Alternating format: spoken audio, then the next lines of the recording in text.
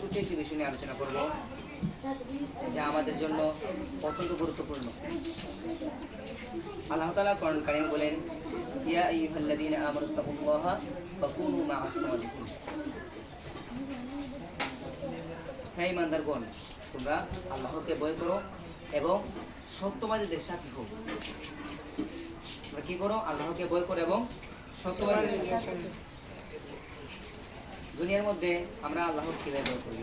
আল্লাহ তাআলা যে হুকুম আহকাম রাসূল আকরাম সাল্লাল্লাহু আলাইহি ওয়াসাল্লামের মাধ্যমে আমাদের কাছে পৌঁছে দিয়েছেন, সেগুলোকে যথাযথভাবে পালন করার নামই হচ্ছে আল্লাহকে ভয় করা। এবং সত্যবাদীদের সাথে চলা মানে কি?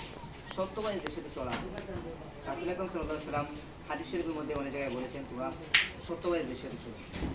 উক্তি রয়েছে, সৎসঙ্গে স্বর্গবাস, অসৎসঙ্গে সর্বনাশ। তাই সত্যবাদীদের সাথে কীভাবে চলবেন? তুমি যদি একটি ভালো বন্ধুর সাথে চলো, উদাহরণ, তুমি একটি ভালো বন্ধুর সাথে চললে পরে সে ভালো বন্ধুটি যখন নামাজে রক্ত হবে, সে ভালো বন্ধুটি কোথায় যাবে? নামাজে যাবে। আর তুমি নামাজে না যেতে চাইবে, যে খারাপ বন্ধু আর যে ভালো বন্ধু চাইবে সে নামাজ যাইতে, তোমার মন চাইবে যে নামাজ যাইতে না। কিন্তু যখন তোমার বন্ধু নামাজ যাইবে, তখন তোমার এমনিতে মন চাইবে যে আমার বন্ধু যেহেতু নামাজে গেছে, আমিও নামাজ যাই। তাই বলা হয়েছে কি, তোমরা সত্যবাদীদের সাথে চলো, আর যে ব্যক্তি ভালোর সাথে চলে সে ব্যক্তি ভালো হয়ে যাবে ইনশাআল্লাহ। আল্লাহ তাআলা আমাদের সকলকে সঠিক বুঝদান করুন। আমিন।